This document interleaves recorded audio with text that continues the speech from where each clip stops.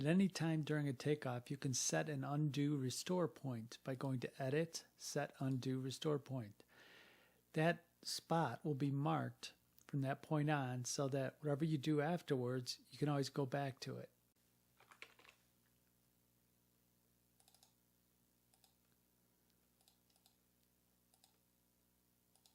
So here we've taken off a bunch of items, and let's go back now by going to Edit, Undo, Restore, and it'll tell us that this function will bring you back to where you were. And you click Yes, and now your line 89 is your last line again. That's where we set the undo restore point. You can also start over. If you start over, you start from scratch and all your items are deleted out of your takeoff and you're starting over with line 1 again. You can cut items out of your takeoff for use in another system or for use in another part of a system by highlighting the lines and either going to Edit, Cut, or else right-clicking on the lines and clicking on Cut.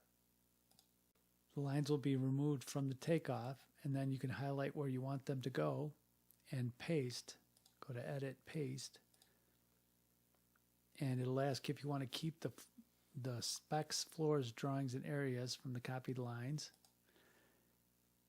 and it brings those lines that you cut before into the takeoff, right under whatever line you had highlighted. You can also paste duplications by putting a quantity in the quantity length box. I put 2 for my quantity here, and we'll go to Edit, Paste Duplications, and it'll ask if you want to keep the specs, floors, drawings, areas, and you'll see that it copied the lines back, but it multiplied the quantities by 2. Instead of 24 and 1, we have 48 feet of pipe and 2 couplings. So paste duplications multiplies the quantities.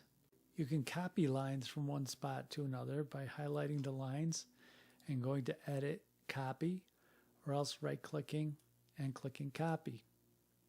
Then go to the place where you want the lines and either Edit, Paste, or else right-click and click Paste. You can view what's in the Cut Copy clipboard at any time by going to Edit and clicking on View Clipboard. And it'll show you what takeoff lines are in the Cut, Copy, Paste clipboard. And those are available for pasting at any time. You can select all by going to Edit, Select All, and all your lines will be highlighted for changing a previous drawing or floor or for any function that you need to change all your takeoff items for, changing a previous material, etc. The Select All function comes in handy with the Count Pieces function, because if you've got all your items highlighted and you go to Edit, Count Pieces, it'll tell you how many feet of pipe, how many fittings, and how many couplings. And if there's valves, it'll tell you how many valves and specialties and so on. Just basically gives you a count of what's in the highlighted items. If you only highlight a certain section and go to Count Pieces, it'll only tell you what's in that section that you highlighted.